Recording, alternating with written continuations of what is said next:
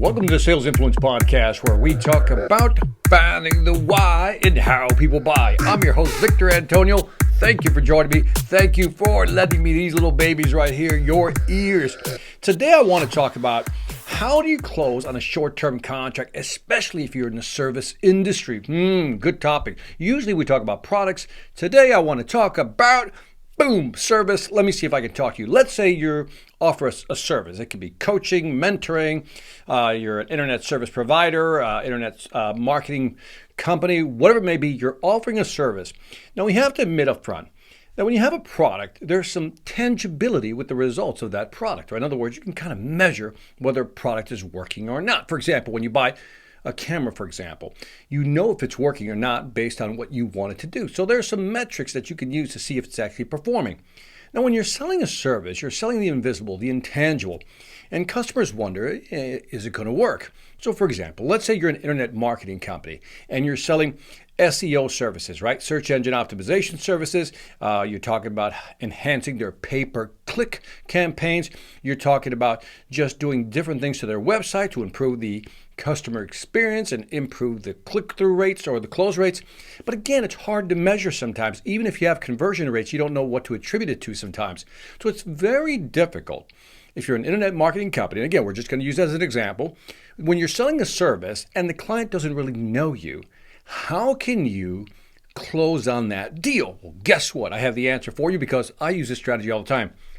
What I've noticed is that, look, in selling, I always say it's like hold out your two hands like this. It's certainty on one hand, anxiety in the other, right? Certainty and anxiety. And our job as salespeople is to increase the client's certainty and reduce their anxiety. Let me say that again.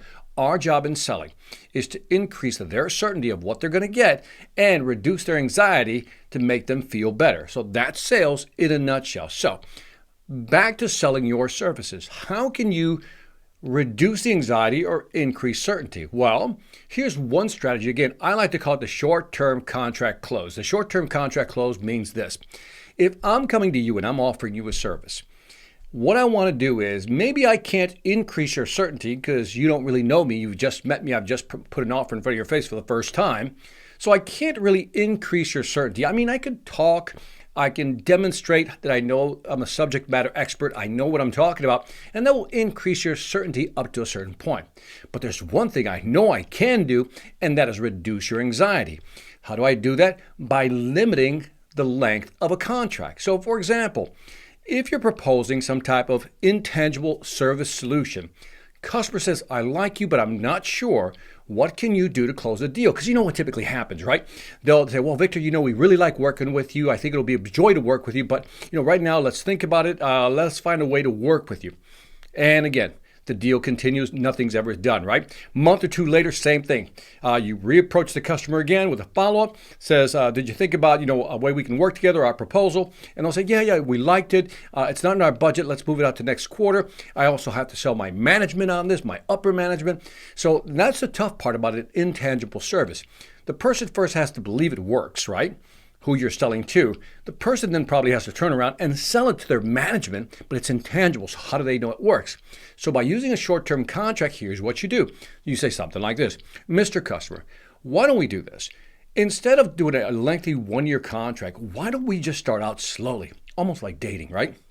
And what you want to do is in the proposal that you're going to submit, you're going to make it a short-term contract. So for example, if you are an internet marketing company, maybe you just want to say, let's do a 3-month experiment, and this is what it's going to cost. Now, let's slow down a little bit. Or I should say, I should slow down a little bit because I get excited about this stuff because this one works.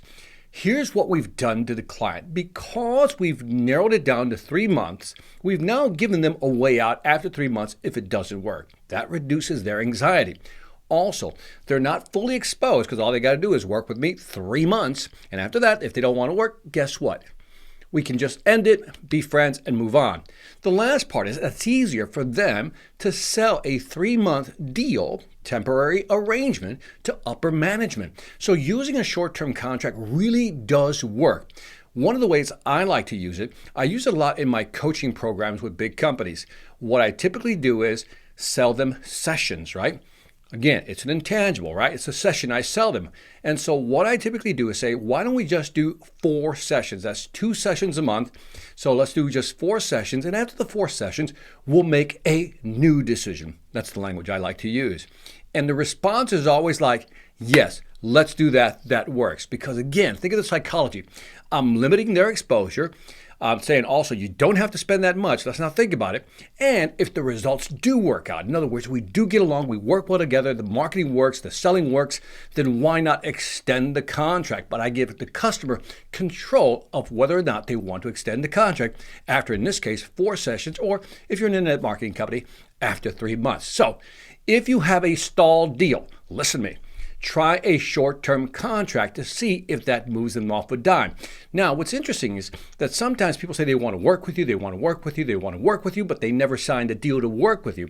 By putting a short-term contract in front of them, you're basically forcing them. You're forcing their hand to say yay or nay, interested or not interested. What's interesting, and you might find this out, is that when you put a short-term proposal in front of them, they still may say no. And if they say no to a short-term deal, then maybe you have a bigger problem.